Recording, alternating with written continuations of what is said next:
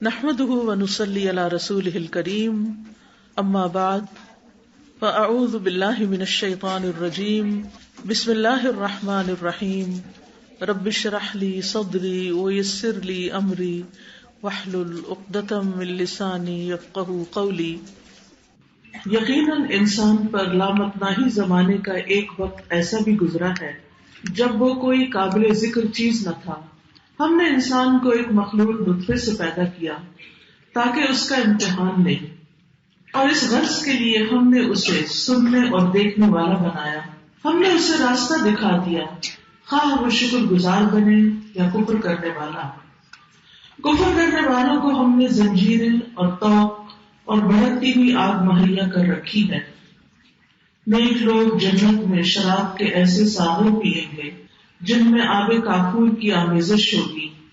یہ ایک بہتا چشمہ ہوگا جس کے ساتھ اللہ کے بندے شراب پیئیں گے، اور جہاں چاہیں گے بسہولت اس کی شاخیں نکال لیں گے۔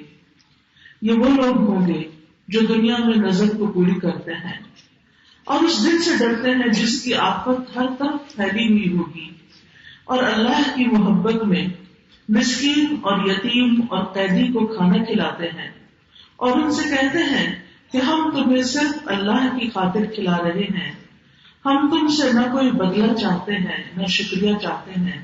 ہمیں تو اپنے رب سے اس دن کے عذاب کا خوف لاحق ہے جو سخت مصیبت کا انتہائی طویل دن ہوگا۔ پس اللہ تعالیٰ انہیں اس دن کے شر سے بچا لے گا اور انہیں تازگی اور سرور بخشے گا، اور ان کے صبر کے بدلے میں انہیں جنت اور ریشمی لباس عطا کرے گا۔ وہاں وہ اونچی مسندوں پر تکیے لگائے بیٹھے ہوں گے، نہ انہیں دھوپ کی گرمی ستائے گی نہ جاڑے کی ٹھنڈک ستائے گی۔ جنت کی چھاؤں ان پر جھکی ہوئی سایہ کر رہی ہوگی، اور اس کے پھل ہر وقت ان کے بس میں ہوں گے کہ جس طرح چاہیں انہیں توڑ لیں۔ ان کے آگے چاندی کے برتن اور شیشے کے پیالے گردش کرائے جا رہے ہوں گے، شیشے بھی وہ جو چاندی کی قسم کے ہوں گے، اور ان کو ٹھیک اندازے کے مطابق بھرا گیا ہوگا۔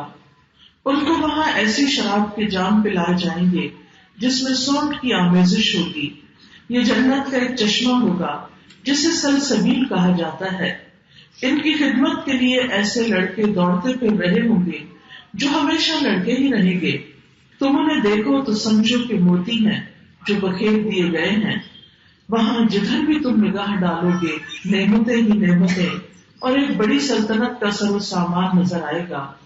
ان کے اوپر باریک ریشم کے سبز لباس اور اطلس و دیبا کے کپڑے ہوں گے۔ ان کو چاندی کے کنگن پہنائے جائیں گے، اور ان کا رب انہیں نہایت پاکیزہ شراب پلائے گا۔ یہ ہے تمہاری جزا اور تمہاری کارگزاری قابل قدر ٹھہری۔ اے نبی صلی اللہ علیہ وسلم، ہم نے ہی آپ پر یہ قرآن تھوڑا تھوڑا کر کے نازل کیا ہے، لہٰذا آپ اپنے رب کے حکم پر صبر کیجیے، اور ان میں سے کسی بدعمل یا منکر حق کی بات نہ مانیے۔ اپنے رب کا نام صبح شام یاد کیجیے، اور رات کو بھی اس کے حضور سجدہ ریز ہو جائیے، اور رات کے طویل اوقات میں اس کی تسبیح کرتے رہیے۔ یہ لوگ تو جلدی حاصل ہونے والی چیز یعنی دنیا سے محبت رکھتے ہیں، اور آگے جو بھاری دن آنے والا ہے اسے نظر انداز کر دیتے ہیں۔ ہم نے ہی ان کو پیدا کیا ہے اور ان کے جوڑ بندھن مضبوط کیے ہیں، اور ہم جب چاہیں ان کی شکلوں کو بدل کر رکھ دیں۔ یہ ایک نصیحت ہے، اب جس کا جی چاہے اپنے رب کی طرف جانے کا راستہ اختیار کر لے، اور تمہارے چاہنے سے کچھ نہیں ہوتا جب تک اللہ نہ چاہے۔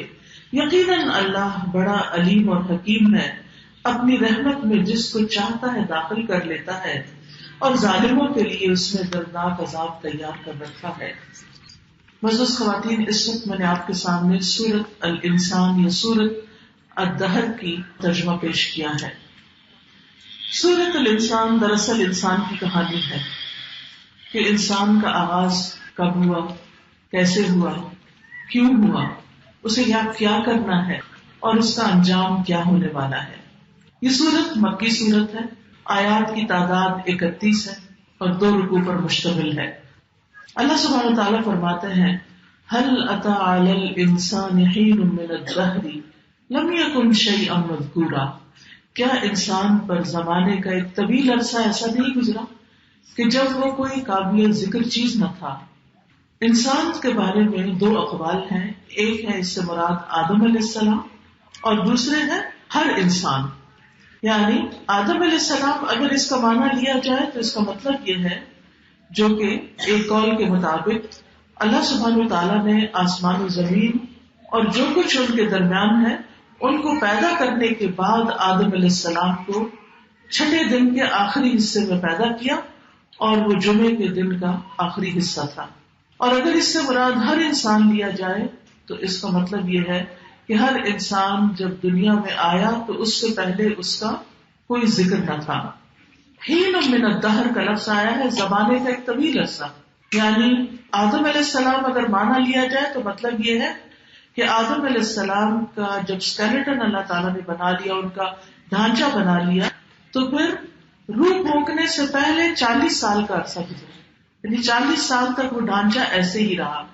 ابن عباس کا قول ہے کہ روح پھونکنے سے پہلے آدم علیہ السلام 40 سال مکہ اور طائف کے درمیان مٹی میں پڑے رہے. ایک معنی یہ بھی کیا گیا ہے کہ ہر مرحلے کے بعد 40 سال تک پڑے رہے، یعنی سب سے پہلے کیچڑ 40 سال تک رہا، پھر بدبودار گارا 40 سال تک، پھر بجنے والی مٹی بن گئے تو 40 سال تک، اور 120 سال لگے آدم علیہ السلام کی تخلیق میں، اور پھر ان میں روح پھونکی گئی. پھر اسی طرح یہ ہے کہ حین من الدہر سے ایک معنی یہ بھی لیا گیا ہے کہ اس سے مراد وہ وقت ہے جسے متعین نہیں کیا گیا. لم یکن شیئا مذکورا، یعنی اس وقت انسان کا کہیں ذکر تک نہ تھا. باقی مخلوقات تھیں، آسمان تھا، زمین تھی، اور پہاڑ، درخت، ہر چیز، لیکن وہاں انسان نہیں تھا. پھر اسی طرح ایک معنی یہ بھی کیا گیا ہے کہ وہ ایک ایسا جسم تھا جس کو مٹی اور گارے سے بنایا گیا، لیکن اس کو کوئی پہچانتا نہ تھا کہ یہ کون ہے، یہ کیا چیز ہے، یہ کیا کرے گا. کوئی اس کا نام تک نہیں جانتا تھا، نہ ہی کسی کو یہ پتا تھا کہ اس کا مقصد کیا ہے، یعنی اسے کیوں بنایا جا رہا ہے. پھر جب ان میں روح پھونکی گئی تو پھر ان کا ذکر ہونے لگا کہ یہ تو انسان ہے. اور پھر خاص طور پر جب آدم علیہ السلام کو فرشتوں سے سجدہ کروایا گیا، پھر تو ان کی ایک بہت بڑی شان ہو گئی. یعنی تخلیق سے پہلے تو ذکر نہ تھا انسان کا، اور جب تک روح نہ پڑی اس وقت تک اس کا کوئی ذکر نہ تھا. جب روح پڑی تو وہ کچھ قابل ذکر چیز ہوا. انسان کو یہ احساس دلانا مقصود ہے کہ انسان اپنی اصلیت کو دیکھے، اپنی حقیقت کو دیکھے، اور پھر اس رب کو دیکھے کہ جس نے اس کو آؤٹ آف نتھنگ پیدا کیا، یعنی کچھ نہ تھا پھر بنا دیا. اور پھر اس سے نسل انسانی کا سلسلہ چلا، اور پھر فرمایا انا خلقنا الانسان من نطفۃ امشاج نبتلیہ فجعلناہ سمیعا بصیرا، کہ ہم نے انسان کو ایک ملے جلے نطفے سے پیدا کیا تاکہ ہم اس کو آزمائیں، اس لیے ہم نے اس کو سننے والا، دیکھنے والا بنایا. یعنی انسان کی تخلیق آدم علیہ السلام کے بننے کے بعد پھر ہر انسان عورت اور مرد کے نطفے کے ملاپ سے پیدا ہوتا ہے. اسی کی طرف یہاں نطفۃ امشاج کی بات کی گئی. ایک معنی یہ بھی کیا گیا کہ جس طرح آدم علیہ السلام پر مختلف مرحلے گزرے، ہر انسان ماں کے پیٹ کے اندر وہ مختلف مراحل سے ہو کر گزرتا ہے. پہلے وہ ایک نطفے کی شکل میں ہوتا ہے، پھر اس کے بعد ایک مرحلہ جمے ہوئے خون کا ہوتا ہے، علقہ، پھر ایک مرحلہ مضغہ بنتا ہے، گوشت کی بوٹی، پھر ایک مرحلہ آتا ہے تو وہ ہڈی بن جاتا ہے، پھر ہڈی پر گوشت چڑھایا جاتا ہے. تو انسان کی تخلیق جو ہے سٹیپ بائی سٹیپ مرحلہ وار ہوئی ہے. اور اتنے اہتمام کے ساتھ جو اس کو پیدا کیا گیا، تو مقصد کیا تھا کہ ہم اس کی آزمائش کریں، اس کا امتحان لیں، اور اس سے کسی عمل کا تقاضا کریں. کس چیز کا امتحان؟ خیر اور شر کا امتحان. یعنی کبھی ہم اس کو خوشحالی دیتے ہیں، کبھی ہم اس کے اوپر حالات تنگ کر دیتے ہیں، کبھی ہم اس کو اچھے حال میں ڈالتے ہیں تاکہ دیکھیں کہ شکر ادا کرتا ہے یا نہیں، اور کبھی تکلیف دہ حالات سے گزارتے ہیں کہ یہ صبر کرتا ہے یا نہیں. اور پھر فجعلناہ سمیعا بصیرا، اس امتحان کے لیے ہم نے اس کو سننے والا، دیکھنے والا بنایا کہ انسان کیا واقعی سن کر ہدایت حاصل کرتا ہے یا نہیں، اور کائنات کی نشانیاں دیکھ کر غور و فکر کرتا ہے یا نہیں. اللہ تعالیٰ نے انسان کو عقل اور تمیز والا بنایا کہ وہ اچھی بری چیزوں میں تمیز کر سکے. یعنی آنکھ اور کان دونوں ہی دل کے دروازے ہیں اور ان دونوں سے انسان انفارمیشن حاصل کرتا ہے، کچھ چیزوں کو سن کر اور کچھ چیزوں کو دیکھ کر، اور وہ باتیں اس کے دل پہ جا لگتی ہیں. پھر اس کے دل کے اندر سے خیالات اٹھتے ہیں، اچھے یا برے، شکر گزاری کے یا نوشکری کے، صبر کے یا بے صبری کے. تو اسی میں دراصل انسان کا امتحان ہے. پھر فرمایا کہ اس امتحان میں کامیاب ہونے کے لیے ہم نے انا ہدیناہ السبیل، ہم نے اس کو راستہ بھی دکھا دیا. یعنی عقل سمجھ بھی دی، لیکن صرف عقل سمجھ کافی نہیں تھی، پیغمبروں کے ذریعے اس کو سیدھا راستہ بھی دکھایا، اچھے اور برے کا فرق بتایا، گمراہی اور ہدایت کا فرق واضح کر دیا، بدبختی اور خوش نصیبی میں فرق بتا دیا کہ کون سا عمل کرو گے تو خوش نصیب ہوگے اور کون سا کرو گے تو بدبخت ہوگے. پھر اسی طرح فائدے اور نقصان کی پہچان بھی انسان کو کروا دی. اب یہ اس پر ہے اما شاکرا و اما کفورا، کہ دیکھتے ہیں کہ یہ شکر گزار بنتا ہے یا ناشکرا بنتا ہے، ایمان لاتا ہے یا کفر اختیار کرتا ہے، اللہ کی رضا پہ راضی رہتا ہے یا ناراض ہو جاتا ہے، نعمتوں کی قدر کرتا ہے یا ان کی ناقدری کرتا ہے. اور یہ ہر دم انسان سے دیکھا جا رہا ہے. پھر فرمایا انا اعتدنا للکافرین سلاسل واغلالا وسعیرا، کہ ہم نے انکار کرنے والوں کے لیے زنجیریں اور طوق اور بھڑکتی ہوئی آگ مہیا کر رکھی. یعنی بات یہیں پر ختم نہیں ہو جائے گی کہ انسان کی چوائس ہے، مرضی ہے اچھا کرے مرضی ہے برا کرے، اس کے کانسیکوینسز بھی ہیں. اگر وہ اللہ کو نہیں مانتا اور اس کا شکر گزار نہیں بنتا اور اس کا فرما بردار نہیں بنتا تو پھر آخرت میں اس کے لیے قید بھی ہے. اس کے برعکس جو لوگ شکر گزار بنتے ہیں، نیک ہوتے ہیں، ان کے لیے اللہ سبحانہ و تعالیٰ نے اچھے انجام کی بھی خوشخبری سنائی ہے اور اس کی تفصیل زیادہ بتائی ہے اس صورت میں. فرمایا ان الابرار یشربون من کأس کان مزاجها کافورا، بے شک ابرار کون ہے؟ ابرار نیک لوگ، بر کی جمع ہے. اس کا ایک معنی کیا گیا کہ سچ بولنے والے لوگ، دوسرا ہے اطاعت کرنے والے لوگ، تیسرا ہے باپوں اور بیٹوں کے ساتھ احسان کا معاملہ کرنے والے، یعنی اپنے سے بڑوں اور اپنے سے چھوٹوں دونوں کے ساتھ اچھا سلوک کرنے والے. ایک معنی یہ بھی کیا گیا ہے کہ لوگوں سے تکلیف دور کرنے والے، یعنی لوگوں کو پریشان کرنے والے نہیں بلکہ لوگوں کی تکلیف دور کرنے والے. ایک معنی یہ کہ اللہ کے حقوق اور وعدے پورے کرنے والے. ایسے لوگ کیا کریں گے؟ ان کا انجام کیا ہے؟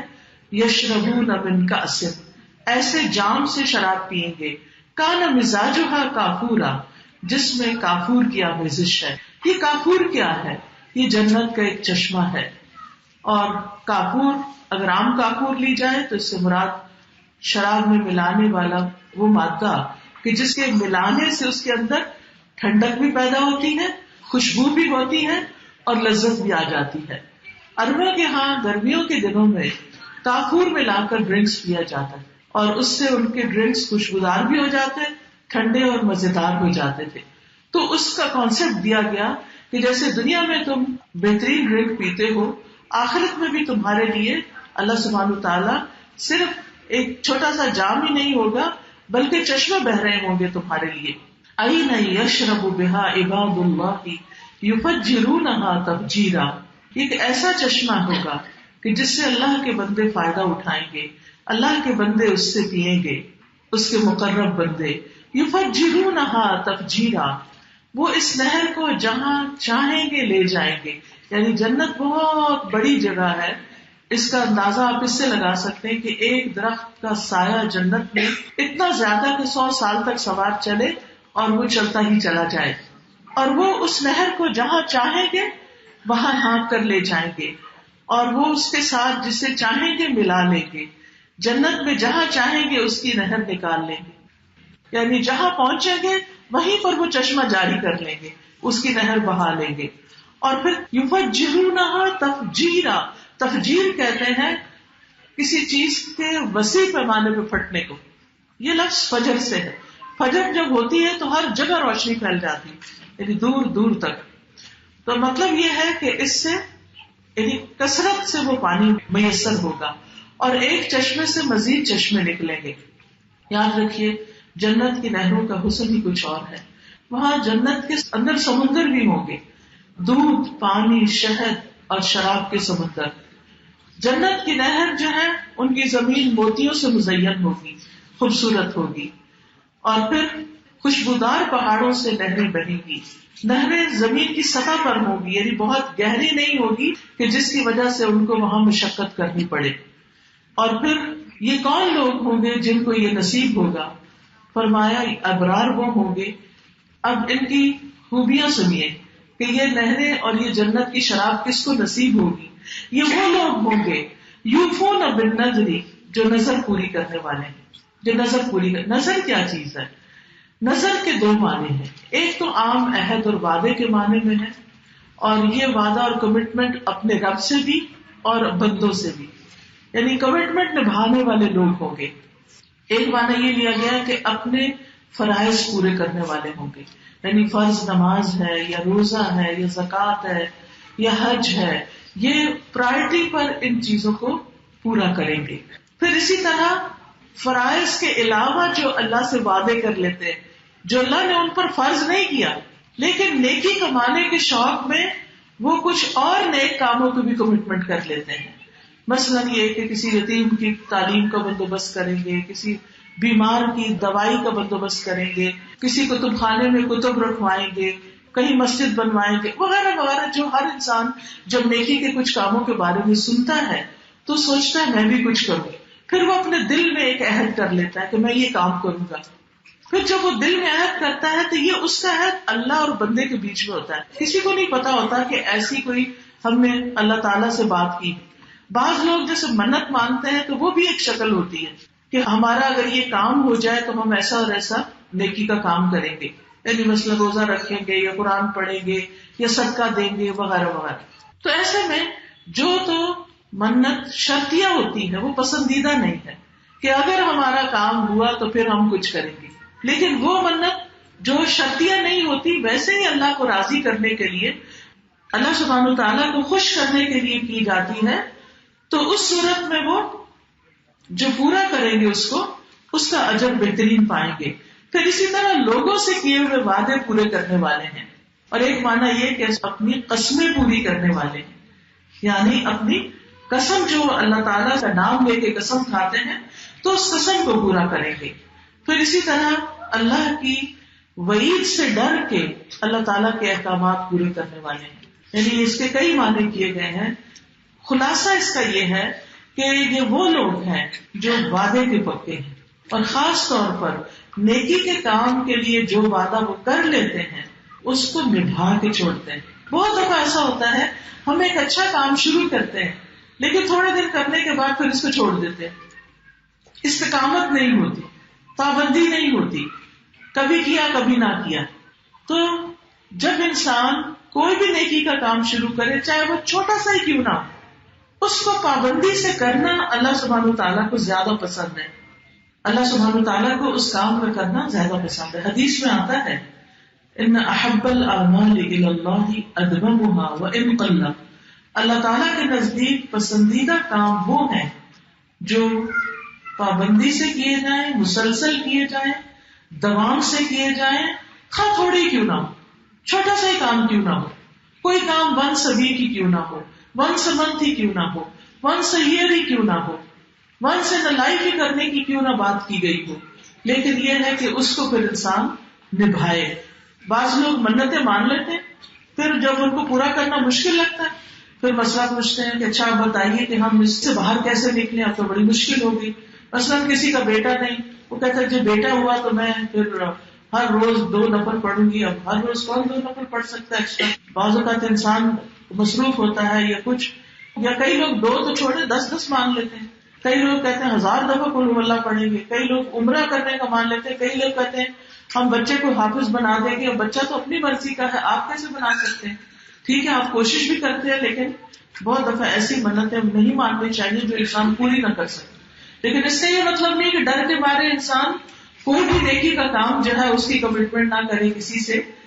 نہیں، انسان جب اپنے اوپر کوئی پابندی لگا لیتا ہے نا تو پھر اس کو نبھانا بھی، یعنی کہ کوئی آپ اپنا ٹارگیٹ سیٹ کر لیتے ہیں، اپنا کوئی گول بنا لیتے ہیں، اپنے زندگی میں کوئی ایم رکھتے ہیں کہ میں یہ کروں گی، تو پھر انسان اس کو فکر کے ساتھ، شوق کے ساتھ کرتا بھی ہے، اور یہ چیزیں قیامت کے دن انسان کو بلند درجات تک پہنچائیں گی. یہ جنت اور کس کے لیے ہے؟ وَيَخَافُونَ يَوْمًا كَانَ شَرُّهُ مُسْتَطِيرًا، وہ اس دن سے ڈرتے رہتے ہیں جس کا شر، جس کی تکلیف ہر طرف پھیلی ہوئی ہوگی، ہر کوئی اس سے متاثر ہوگا، ہر ایک کو تیزی سے پکڑنے والا ہوگا.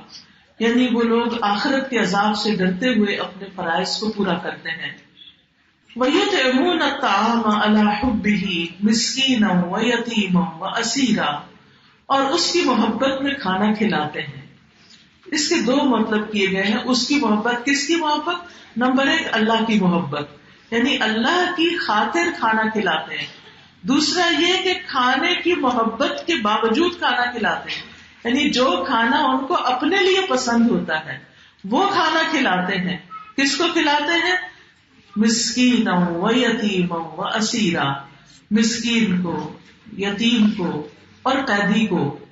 وہ کہتے ہیں انما نطعمکم لوجہ اللہ، کہ ہم تمہیں صرف اللہ کی خاطر کھلا رہے ہیں. یعنی جب وہ دوسروں کو کھلاتے ہیں تو ان سے کچھ تقاضا نہیں کرتے، بلکہ کیا کہتے ہیں کہ ہم تو اللہ کی خاطر کھلا رہے ہیں. لا نريد منکم جزاء ولا شکورا، ہم تم سے کوئی بدلہ نہیں چاہتے، ہمیں شکریہ بھی نہیں چاہیے، دعا بھی نہیں چاہیے، ہم صرف اللہ کو خوش کرنے کے لیے کھلا رہے ہیں، اللہ کے چہرے کی خاطر کھلا رہے ہیں. یاد رکھیے کھانا کھلانا ان کاموں میں سے ہے جو جنت میں لے جاتا ہے انسان کو. رسول اللہ صلی اللہ علیہ وسلم نے فرمایا افضل اعمال مومن کو خوشی دینا، کسی کو خوش کرنا. تم اس کے سطر کو ڈھانپ دو، یعنی اسے لباس پہنا دو یا اس پہ کوئی عیب چھپا دو، اس کی بھوک کو سیراب کر دو، یعنی کھانا کھلا دو یا اس کی کوئی ضرورت پوری کر دو. پھر اسی طرح حضرت علی سے روایت ہے رضی اللہ تعالیٰ عنہ سے، کہتے ہیں کہ رسول اللہ صلی اللہ علیہ وسلم نے فرمایا جنت میں کچھ بالا خانے ایسے ہیں جن کا اندرونی حصہ باہر سے نظر آتا ہے اور بیرونی حصہ اندر سے نظر آتا ہے. تو ایک دیہاتی نے پوچھا یا رسول اللہ یہ کس کے لیے ہے؟ آپ نے فرمایا یہ اس شخص کے لیے جو اچھی بات کرے، یعنی بولتا ہے تو دوسروں سے اچھے طریقے سے بولتا ہے اور کھانا کھلائے، اور لوگ جب رات کو سو رہے ہو تو صرف اللہ کے لیے نماز پڑھے. اسی طرح ایک شخص نے پوچھا نبی صلی اللہ علیہ وسلم سے کہ مجھے کوئی ایسی چیز بتا دیں جس سے میرے لیے جنت لازمی ہو جائے، میں جنت میں جانا چاہتا ہوں، مجھے کوئی ایسا کام بتا دیں. تو آپ نے فرمایا حسن کلام اور کھانا کھلانے کو لازم پکڑو، یعنی لوگوں سے اچھی طرح بات کرو اور ان کو کھانا کھلایا کرو. اور یہ بہترین انسان کی خوبی ہے. نبی صلی اللہ علیہ وسلم نے فرمایا تم میں سے بہترین وہ ہیں جو کھانا کھلانے والے ہیں، اور ہر جگر کو کھلانے پلانے کا اجر ہے. یعنی چاہے انسان ہو، چاہے حیوان ہو، کوئی اونٹ ہو، بکری ہو، بھیڑ ہو، کوئی بھی ہو، کسی کے لیے بھی پانی پینے کا انتظام کرنا جو ہے وہ بہترین کام ہے. ایک شخص نے کہا جب میں اپنا پانی کھینچ رہا ہوتا ہوں تو اپنے اونٹ کو پلاتا ہوں، اتنے میں کوئی اور اونٹ بھی آ جاتا ہے، تو اگر میں اس کو بھی پانی پلا دوں تو کیا میرے لیے کوئی اجر ہے؟ تو آپ نے فرمایا بے شک ہر پیاسی جان کے ساتھ ہمدردی میں اجر ہے. یعنی کسی بھی پیاسی جان کو تم پانی پلاؤ گے تو اس میں تمہارے لیے اجر اور ثواب ہے. اور پھر یہ کھانا جو ہے یہ اللہ کے یہاں ذخیرہ ہوتا ہے اور بہت بڑھ جاتا ہے اس کا اجر. ایک حدیث میں آتا ہے کہ بے شک اللہ تم میں سے ہر ایک کی کھجور اور ایک لقمے کو، ایک موصل، اس کو اس طرح بڑھاتا ہے جیسے تم میں سے کوئی اپنے گھوڑے کو پالتا ہے، اور یہاں تک وہ لقمہ ایک احد پہاڑ برابر ہو جاتا ہے. یعنی انسان بس ایک کھجور کھلاتا ہے کسی کو، لیکن شرط کیا ہے؟ صرف اللہ کے لیے، شکریہ کے لیے نہیں کہ کوئی کہے کہ بہت تم نے اچھا کیا میرے ساتھ، یا کوئی تعریف یا کوئی نیت ہی نہیں ایسی، صرف اللہ کو خوش کرنے کے لیے. تو ایسی صورت میں وہ اتنا زیادہ اجر و ثواب اس کا اکٹھا ہو جاتا ہے. اور اس کے برعکس اگر کوئی کھلاتا نہیں تو قیامت کے دن اللہ سبحانہ وتعالیٰ اس سے ناراض ہوں گے اور اس سے کہیں گے اے ابن آدم میں بیمار تھا تو نے میری عادت نہیں کی، میں بھوکا تھا تو نے مجھے کھانا نہیں کھلایا، میں پیاسا تھا تو نے مجھے پانی نہیں پلایا، تو انسان کہے گا، یہ تفصیلی حدیث ہے جس کا میں اختصار کر رہی ہوں، کہ اللہ تو رب العالمین ہے، تو ہی شفا دیتا ہے، تو کھانا دیتا ہے، تو پانی پلاتا ہے. تو اللہ تعالیٰ فرمائے گا میرا فلاں بندہ بیمار تھا، اگر تم اس کی عیادت کرتے تو مجھے وہاں پاتے. فلاں بندہ بھوکا تھا، اگر تم اس کو کھلاتے تو مجھے وہاں پاتے. فلاں پیاسا تھا، اگر تم اس کو پلاتے تو مجھے وہاں پاتے. آپ دیکھیں کہ بعض اوقات ایسے لوگ ہوتے ہیں جیسے سروینٹس ہیں، ڈرائیورز ہیں، مالی ہیں، بیچارے سارا سارا دن کام کرتے ہیں اور ان کے لیے کوئی ایسا انتظام صحیح طور پر نہیں ہوتا کہ جس سے وہ اپنی بھوک یا پیاس مٹا سکیں. بعض لوگ سروینٹس رکھتے ہیں تو وہ کہتے ہیں کہ تنخواہ دیں گے، کھانا نہیں دیں گے، اور بعضوں کے گھر میں ہوتا بھی ہے کھانا تو کھلاتے نہیں. وہ بیچارے جان مار کے بھوکے چلے جاتے ہیں اور اپنے کھانے کے لیے سوکھے ٹکڑے پانی میں بھگو کے بعض اوقات وہ کھا لیتے ہیں. تو ہمیں اس چیز کا اہتمام کرنا چاہیے، بلکہ گھر میں خواتین عادت بنا لیں، کیونکہ کبھی ایسا نہیں ہوتا کہ سارا ہی کھانا ختم ہو جائے، ضرور بچ جاتا ہے کچھ نہ کچھ. تو تازے کا تازہ کھانا جو بچا ہو وہیں آپ ایسی تھیلیاں بنا لیں جن کو فوری طور پر فریز کر دیا کریں. ٹھیک ہے اگر آپ نے دوبارہ کھانا ہے تو کھا لے خود بھی، ورنہ یہ کہ جب آپ گھر سے نکلیں یا جن لوگوں کو آپ جانتے ہیں تو ان کو جب جب موقع ہو وہ فریش کھانا جو فریز کیا ہوا ہے وہ بانٹ دیں، تو انشاءاللہ یہ بھی ایک بہترین صدقہ ہوگا. اسی طرح ضرورت مند لوگوں کا راشن منتھلی ڈلوانا، یا ویسے پکا کے کوئی چاہے دیگ پکا کے یا ویسے بھی کسی طریقے سے، جیسے اسپتالوں کے باہر ایسے لوگ اٹینڈنٹ مریضوں کے بیٹھے ہوتے ہیں کہ جن کے نہ سونے کی ڈھنگ کی کوئی جگہ ہوتی ہے، نہ کھانے پینے کا کوئی انتظام ہوتا ہے.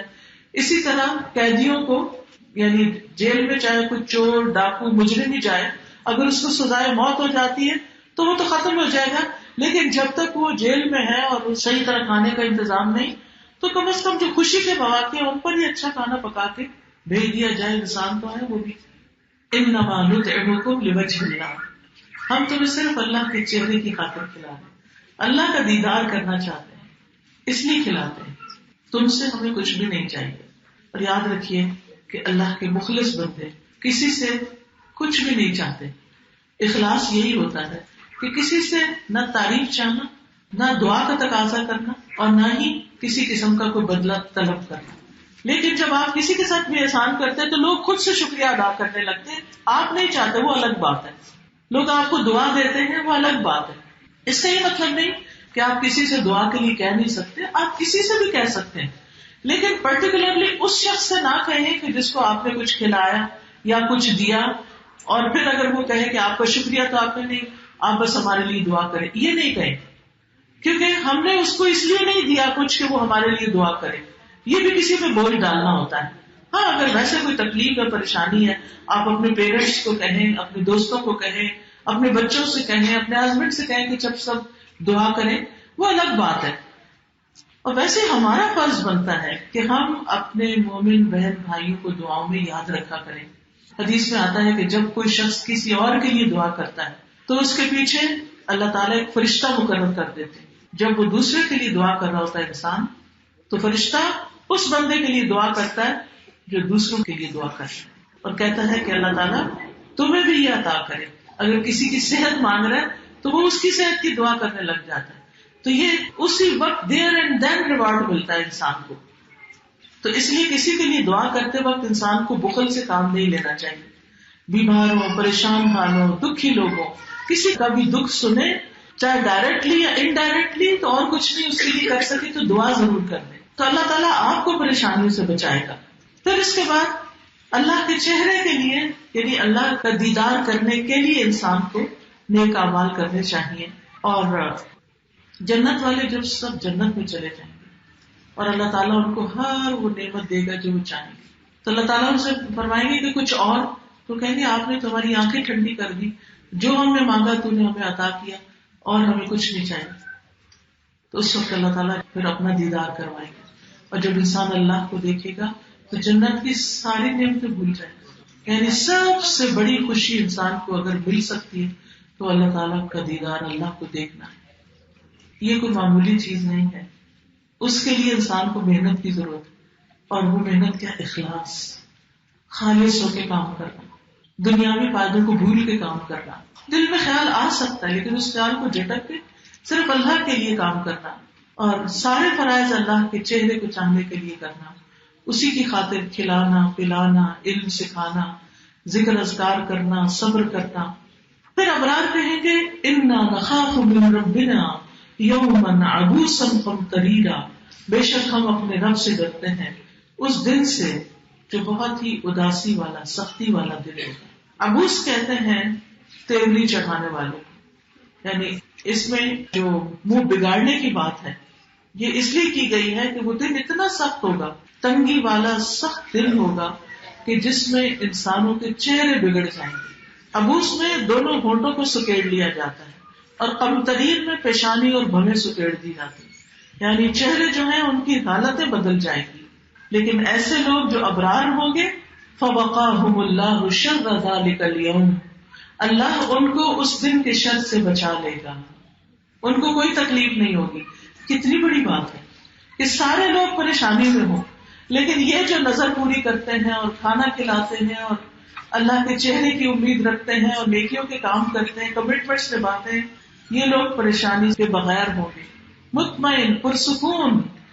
وَلَقَّاهُمْ نَضْرَةً وَسُرُورًا، اور ان کو تر و تازگی اور سرور حاصل ہوگا، یعنی ان کے چہرے سفید اور صاف شفاف ہوں گے، حسین اور پر رونق ہوں گے، ان کے چہروں پر نعمتوں کے رونق کے آثار ہوں گے.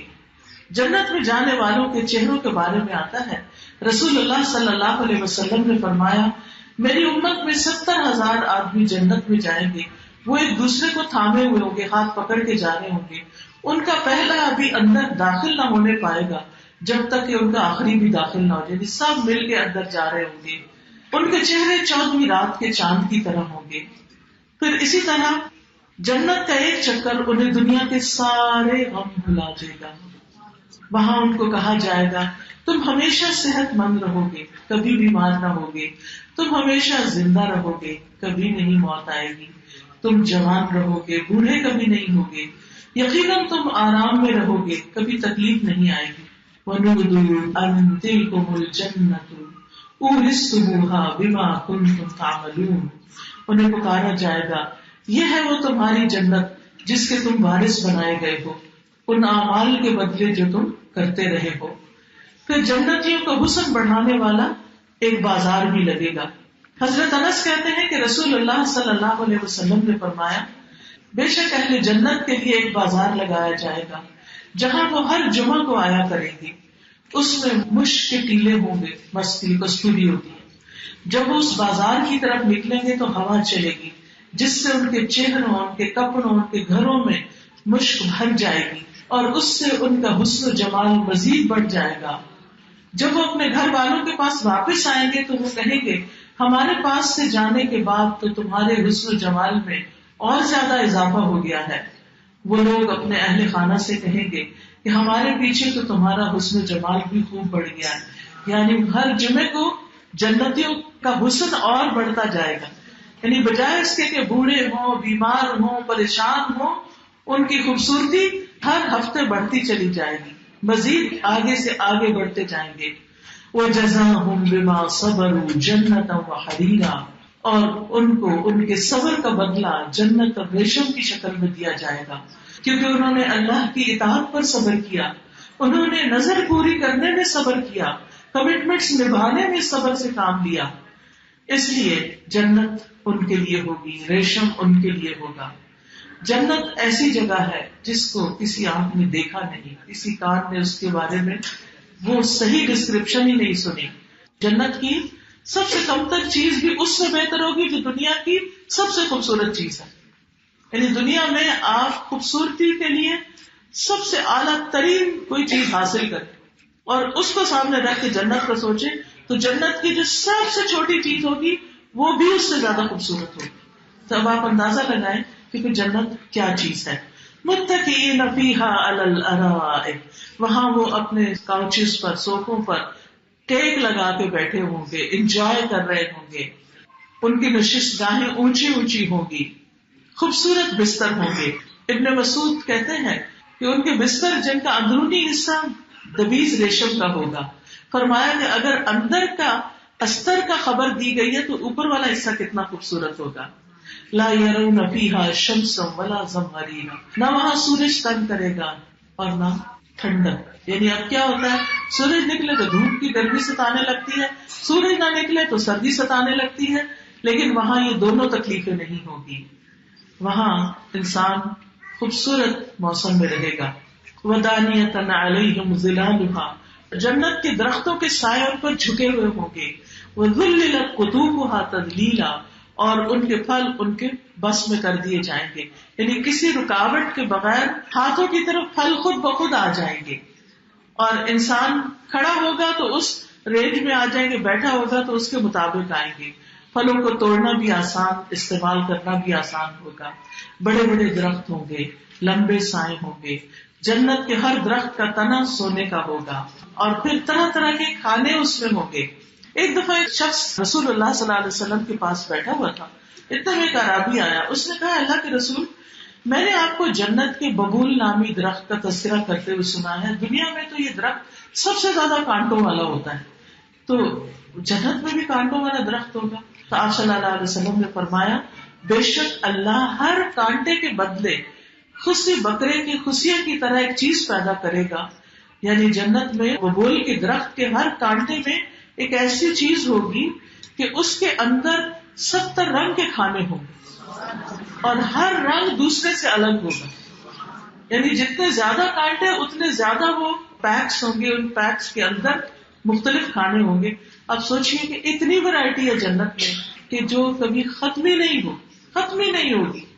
دنیا میں تو آپ دیکھیں زیادہ سے زیادہ ایک شہر میں کتنے ریسٹورینٹس ہو سکتے، ایک علاقے میں کتنے باغ ہو سکتے ہیں، یعنی کتنے پھل ہو سکتے ہیں. ہر چیز کاؤنٹڈ ہے، نمبرڈ ہے، لمیٹڈ کوانٹٹی میں ہے.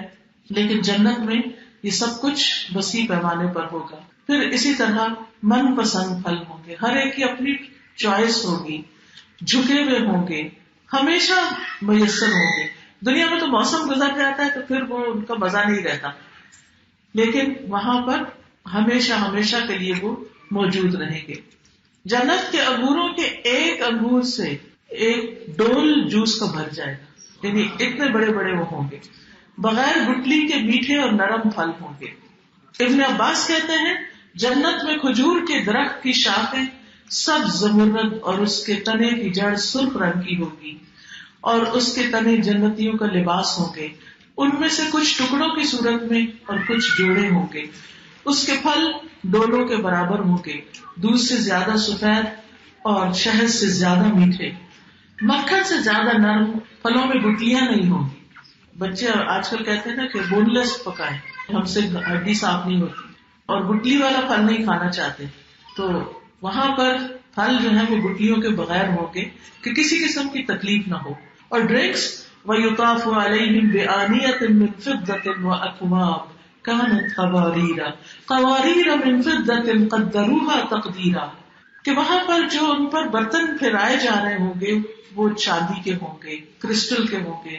کرسٹل بھی ایسا جو چاندی کی قسم کا ہوگا، اور صاف شفاف ہوں گے.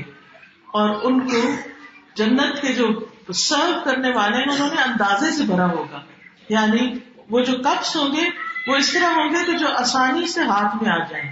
یعنی بہت بڑے نہیں ہوں گے کہ اٹھانا مشکل ہو، بہت چھوٹے نہیں ہوں گے کہ پی کے فوراً ختم ہو جائیں. پھر معتدل بھرے ہوئے ہوں گے، گر نہیں رہے ہوں گے، اسپل آؤٹ نہیں ہو رہے ہوں گے. پھر پیئیں گے تو سیراب ہو جائیں گے. ہر ایک کو جتنی طلب ہوگی اتنا ڈرنک آئے گا، اور وہ خوشگواری سے پی جائیں گے. پھر جنت کے برتن سونے کے ہوں گے. اور ایک روایت میں آتا ہے کہ بے شک جنت والوں میں سے ایک شخص جنت کی شرابوں میں سے ایک شراب کی خواہش کرے گا تو برتن خود بخود اس کے ہاتھ میں آ جائے گا اور وہ اس کو پی لے گا. پھر برتن خود بخود واپس اپنی جگہ چلا جائے گا. جب نبی صلی اللہ علیہ وسلم پر قرآن مجید نازل ہوا تو اس وقت تو یہ کسی بھی چیز کا آٹومیٹک ہونا کوئی کانسیپٹ ہی نہیں تھا. یہ تو اب آٹومیٹک مشین، آٹومیٹک فلاں، آٹومیٹک گاڑی، لیکن اس زمانے میں کوئی چیز آٹومیٹک نہیں. اس زمانے میں یہ بات سمجھنا شاید اور زیادہ مشکل ہو، لیکن آج ہمیں آسانی ہوگی یہ چیزیں سمجھنے میں کہ بہت ساری چیزیں آگے انسان کے آ جائیں گی. وَيُسْقَوْنَ فِيهَا كَأْسًا كَانَ مِزَاجُهَا زَنْجَبِيلًا، اور وہاں وہ ایسے جام سے پلائے جائیں گے جس میں سونٹ کی آمیزش ہوگی. یہ بھی شراب کے ذائقوں میں سے ایک ذائقہ ہے. اہل عرب سردیوں میں جنجر والی شراب پیا کرتے تھے. عیناً، اس کا بھی چشمہ ہوگا، فیہا، اس میں، تسمى سلسبیلا، جس کا نام سلسبیل ہوگا، اور یہ بہتا چشمہ ہوگا اور تیز بہنے والا ہوگا. وَيَطُوفُ عَلَيْهِمْ وِلْدَانٌ مُخَلَّدُونَ، اور جنت میں چھوٹے چھوٹے لڑکے ولدان جو ہیں وہ جو ہمیشہ لڑکے ہی رہیں گے، بوڑھے نہیں ہوں گے، وہ جنتیوں کو سرو کر رہے ہوں گے. اذا رأيتهم حسبتهم لؤلؤا منثورا، جب تم انہیں وہاں جنت میں دیکھو گے تو سمجھو گے کہ موتی ہیں جو بکھر گئے ہیں، سچے موتی ہیں جو ہر طرف پھیلے ہوئے ہیں، اور بہت ہی صاف ستھرے خوبصورت زیور پہنائے ہوئے وہ بچے ہوں گے جو سرو کر رہے ہوں گے. حدیث میں آتا ہے کمتر درجے کا جنتی وہ ہوگا جس کے لیے 1000 خادم بھاگ دوڑ کر رہے ہوں گے. 1000 لوگ اس کو سرو کرنے کے لیے بھاگ رہے ہوں گے، اور ہر خادم ایسے کام میں لگا ہوا ہوگا جس پر اس کا کوئی ساتھی نہیں ہوگا. یعنی اتنے ڈفرینٹ قسم کی سروسز دی جا رہی ہوں گی. پھر انہوں نے یہ آیت تلاوت فرمائی عبداللہ ابن عمر نے یہ حدیث سنا کر، وَإِذَا رَأَيْتَ ثَمَّ رَأَيْتَ نَعِيمًا وَمُلْكًا كَبِيرًا، جب تم وہاں دیکھو گے تو بہت زیادہ نعمتیں اور بہت بڑی بادشاہت کا سامان نظر آئے گا. نعمتوں کی اقسام ہی اقسام ہوگی، وسیع جنت ہوگی، سلام اور اجازت سے فرشتے داخل ہوں گے، انسان جو چاہے گا اس کو ملے گا. جنت دراصل خواہشات کے پورا ہونے کی جگہ ہے. جنت کے ایک کنارے سے دوسرے کنارے کا فاصلہ 40 سال کی مسافت پر ہوگا. پھر اسی طرح مختلف لوگوں کی مختلف کیپیسٹی ہوگی. بعض لوگوں کی جنت بہت زیادہ وسیع ہوگی، موتی اور یاقوت کی سیڑھیاں ہوگی، یعنی دنیا میں تو انسان سوچ ہی نہیں سکتا ایسی چیزوں کے بارے میں. ادنا درجے کی جنتی کی بادشاہت جو ہے وہ بھی بہت وسیع ہوگی. سب سے اعلیٰ جنت جنت الفردوس ہے. نبی صلی اللہ علیہ وسلم نے فرمایا کہ جب مانگو تو جنت الفردوس مانگو. پھر ان کے لباس کا ذکر ہے یہاں کہ ان کے اوپر ریشم کے لباس ہوں گی، دبیز ریشم بھی، باریک ریشم بھی، اور ان کو چاندی کے کنگن پہنائے جائیں گے. وہ کپڑا کبھی پرانا نہیں ہوگا. اور پھر سونے کی کنگیاں ہوں گی، موتیوں کے ہار ہوں گے. اہل جنت کے زیورات میں سے اگر کوئی ذرا سا بھی دنیا میں ظاہر ہو جائے تو ستاروں اور سورج کی روشنی جو ہے وہ ختم ہو جائے، اتنے چمکدار ہوں گے. اور پھر سب سے بڑی نعمت وَسَقَاهُمْ رَبُّهُمْ شَرَابًا طَهُورًا، ان کا رب انہیں شراب طہور پلائے. پہلا کیا ہے، خود بخود جہاں چاہیں گے نہر نکال لیں گے. دوسرا کیا ہے، جو ولدان ہے غلمان ہے وہ ان کو شراب پلائیں گے، خادم پلائیں گے. اور تیسرا زبردست آنر جو ان کو بخشا جائے گا وہ کیا کہ ان کا رب ان کو شراب پلائے گا. یہ اعلیٰ ترین درجہ ہوگا. اور شراب بھی ایسی کہ جس سے انسان کو کسی قسم کی کوئی تکلیف نہ ہوگی، نہ سر چکرائے گا، نہ پینے کے بعد کہیں واش روم جانے کی ضرورت پیش آئے گی. ان ھذا کان لکم جزاء وکان سعیکم مشکورا، یہ تمہارا بدلہ ہے تمہارے اعمال کا، تمہاری کوششوں کی قدر کی گئی، یعنی تمہاری کوشش قابل قدر ٹھہری. اب ہم سب کو سوچنا چاہیے کہ ہم کیا کوشش کر رہے ہیں اس جنت کو بنانے کے لیے. کہیں ایسا تو نہیں کہ ہم سارا وقت صرف دنیا ہی دنیا بنانے کی کوشش میں لگے رہتے ہیں اور سارا وقت اسی کے لیے بھاگ دوڑ کرتے رہتے ہیں، تھکتے ہیں، بازاروں میں پھرتے ہیں، گھومتے ہیں پھرتے ہیں کہ یہ چیز خوبصورت ہو جائے، یہ بہترین ہو جائے، یہ بہترین، اس میں نمازیں بھی چلی جاتی ہیں، نوافل کا وقت نہیں بچتا، قرآن پڑھنے اور سمجھنے کا کوئی موقع نہیں ملتا، کسی کی خدمت کرنے اور لوگوں کو کھانا کھلانے کا موقع نہیں ملتا، صرف دنیا ہی کی خاطر سب کچھ کر رہے ہیں. تو ہم سب کو اپنے اپنے اعمال کا جائزہ لینا کہ جنت کوئی معمولی چیز نہیں کہ مفت میں ہاتھ آ جائے، اس کے لیے بھی محنت چاہیے. تو معمولی نیکی بھی جو ہے اللہ کے ہاں قابل قدر ہے. پھر فرمایا ہم نے آپ پر یہ قرآن تھوڑا تھوڑا کر کے نازل کیا، کیوں؟ تاکہ آپ اس کو اچھی طرح سمجھ جائیں، آپ ان میں سے کسی نافرمانی کرنے والے اور ناشکر انسان کی بات نہ مانیں. یعنی انسان جب اللہ کے راستے پہ چلتا ہے تو لوگ طرح طرح کی باتیں بھی کرتے ہیں، تو ان کی باتوں میں نہیں آنا، وہ کرنا ہے جو رب نے کہا ہے. تو کس کس کی؟ جو جھٹلانے والا ہو، غافل دل والا، بہت قسمیں کھانے والا. وَاذْكُرِ اسْمَ رَبِّكَ بُكْرَةً وَأَصِيلًا، کرنے کا کام یہاں بتا دیا گیا. صبح و شام اپنے رب کا ذکر کرو. وَاذْكُرِ اسْمَ رَبِّكَ بُكْرَةً وَأَصِيلًا، صبح اور شام اپنے رب کا نام لیتے رہو. نمازوں کے علاوہ اذکار، کون سے اذکار؟ صبح و شام کے. آئی ہوپ کہ یہاں پر صبح و شام کے اذکار کا کارڈ موجود ہو. جہاں تک ذکر کا تعلق ہے تو اس میں آپ دیکھیے لا الہ الا اللہ کا ایک کارڈ ہے، اس میں لا الہ الا اللہ کی فضیلت بتائی گئی ہے. ساتوں آسمان اور زمینیں اگر ترازو کے ایک پلڑے میں ڈالی جائیں اور دوسری طرف لا الہ الا اللہ ہو تو لا الہ الا اللہ کا پلڑا جھک جائے گا. لیکن ہمیں پتہ نہیں ہوتا، اس لیے کتنے لوگ ہم میں سے جو دن میں لا الہ کی ایک تسبیح بھی کریں، ہمیں پتہ ہی نہیں ہم کیا تسبیح کریں. تو جو شخص اپنی آخرت کی نیکیاں بڑھانا چاہتا ہے وہ ان اذکار کی پیروی کرے. پھر اسی طرح تسبیحات کا بھی ایک کارڈ ہے. مختلف تسبیحات کی فضیلت بتائی گئی ہے. جتنا جتنا انسان کو پتا ہوتا ہے اتنا اتنا انسان پھر یہ ذکر کرتا چلا جاتا ہے. اسی طرح صبح شام کے اذکار کیا ہے یہ کارڈ موجود ہے. خود بھی پڑھیں، خرید کر اوروں کو بھی تحفہ دیں تاکہ وہ لوگ بھی زیادہ سے زیادہ ذکر کریں. کیونکہ ساری جنت کی ڈسکرپشن کے بعد جو کرنے کا کام بتایا گیا ہے وہ کیا ہے؟ وَاذْكُرِ اسْمَ رَبِّكَ بُكْرَةً وَأَصِيلًا. اسی طرح اگر کسی کو رزق کی تنگی ہے، بعض لوگ آتے ہیں اپنے مسائل بتاتے ہیں کہ جاب نہیں ہے یا ہے تو پورا نہیں پڑتا، بزنس خراب ہے، تو وہ یہ رزق کی کشادگی کا کارڈ جو ہے وہ لے کے پڑھیں. پھر اسی طرح جو چاہتے ہیں کہ نعمتیں ہیں اور باقی رہیں تو اللہ کا شکر ادا کرنے کے لیے الحمدللہ کا کارڈ پڑھتے رہیں. پھر اسی طرح کچھ قرآن پاک کی صورتیں جو ہیں ان کا لفظی ترجمہ، جیسے سورۃ آل عمران کا الگ چھاپا گیا ہے. تو جو بچیاں دوسروں کو پڑھانا چاہیں ترجمہ صرف، تو چھوٹی چھوٹی بیگ میں رکھی جا سکتی ہے، اسکول کالج آپ ساتھ لے جا سکتے ہیں، اپنے فرینڈس کو 2-2 3-3 آیتیں ترجمے کی یاد کرا سکتے ہیں. اسی طرح قرآن مجید کے یہ فضائل اور آداب ہیں، جو اس کو پڑھے گا وہ یقیناً قرآن پڑھنے کے لیے موٹیویٹ ہوگا. پھر اسی طرح زینت کا اظہار کس کے لیے، کہ قرآن پاک کی ایک آیت کی تفصیل بیان کی گئی. قبر میں جب انسان جائے گا تو اس سے جو سوال کیے جائیں گے اس کی ڈیٹیل اور اس کی جو ریفرنسز ہیں وہ یہاں موجود ہیں.